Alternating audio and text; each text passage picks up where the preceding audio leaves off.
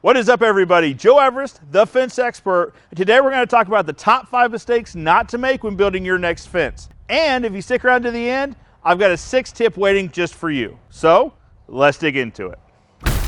I'm Joe Everest, the fence expert. My family's been perfecting their way of building fence for over 60 years, 3 generations. While there's more than one way to build a fence, I'm here to share with you our way. The first mistake could be your most expensive mistake or worse, and it's not getting the underground utilities located. You'd be surprised how many utilities are actually buried underground around your house, and the penalties could range from thousands of dollars to replace a damaged utility, or bodily injury or death if you hit a buried electric line. Do yourself and your checkbook a favor, get your underground utilities located before building your next fence.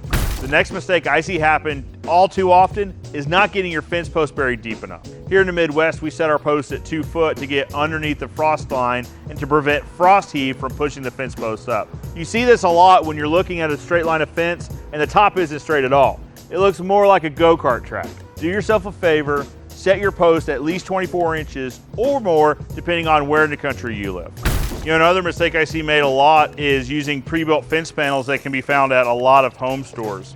Unfortunately, when you do that, you're not able to contour this fence to the ground. Instead, it would look stair-stepped. It's really not a great look, and it certainly doesn't look custom built to the yard. Do yourself a favor, make sure the fence is built on site so they can follow whatever terrain your yard has. You know, gates are one of the most important components of a fence. They're how you get in and out of your yard. They're also the #1 reason for callbacks in the United States. That's because the posts are going to lean, warp, or twist. The gate frame's simply just not going to stay in square. So do yourself a favor, make sure you use steel posts, steel hardware, and steel frames.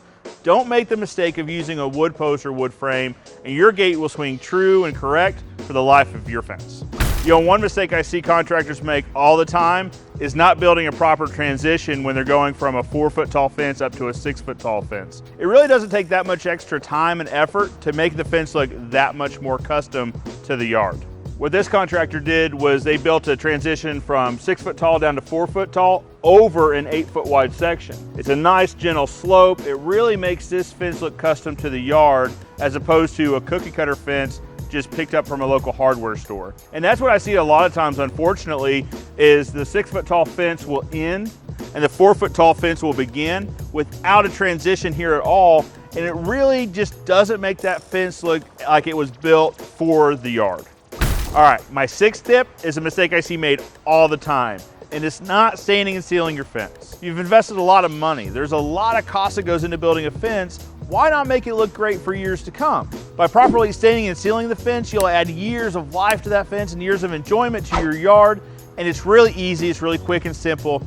Don't make this mistake. Stain and seal your next fence. So whether you're building a new fence or having a new fence built, avoid these top 6 mistakes to make yourself look like the fence expert.